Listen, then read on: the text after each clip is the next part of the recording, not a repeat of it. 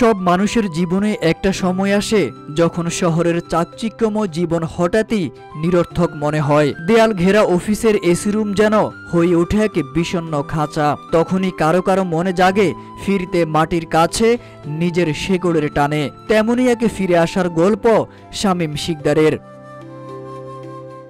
13 বছর আগে চাকুরির নিরাপদ ছায়া ছেড়ে বুক ভরা স্বপ্ন আর আত্মবিশ্বাস নিয়ে গ্রামের পথে পা রাখেন বরিশালের আগুলঝাড়া উপজেলার বাসাইল গ্রামের এই তরুণ। ছোটবেলা থেকেই বাবার গরুর খামার দেখেছেন, বুঝেছেন প্রাণীর ভাষা কখনো মিথ্যে হয় না।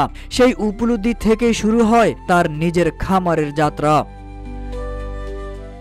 2012 সালে মাত্র 20টি গরু নিয়ে 1 একর জমিতে শুরু করেন বাসাইলের Rayan dairy and fattening farm. সময়ের সাথে সাথে সে ছোট্ট খামার এখন এক সমন্বিত খামারে রূপ নিয়েছে।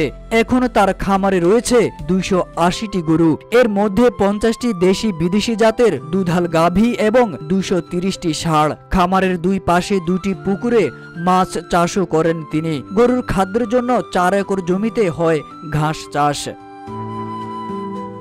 শুধু পশু পালনেই সীমাবদ্ধ নয় শামীম শিকদার। তার খামারে রয়েছে আধুনিক অবকাঠামো, 2টি শেড, একটি দোতলা দালান যেখানে গরু রাখা হয় পরিচ্ছন্ন ও স্বাস্থ্যসম্মত পরিবেশে। খামারে প্রতিদিন উৎপাদিত হয় প্রায় 300 লিটার দুধ।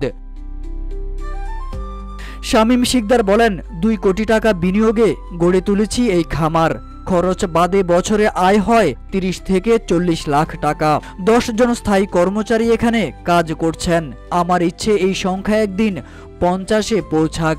রোদে পুড়ে বৃষ্টিতে ভিজে আমি যে শান্তি পাই তা এসি রুমের চাকরিতেও পাইনি। স্থানীয়রা জানান, শামীম শিকদার শুধু নিজের ভাগ্য ফেরাননি, অনুপ্রাণিত করেছেন অনেক বেকার যুবককে। তার পরামর্শে অনেকেই খামার শুরু করে এখন সুখে সংসার চালাচ্ছেন।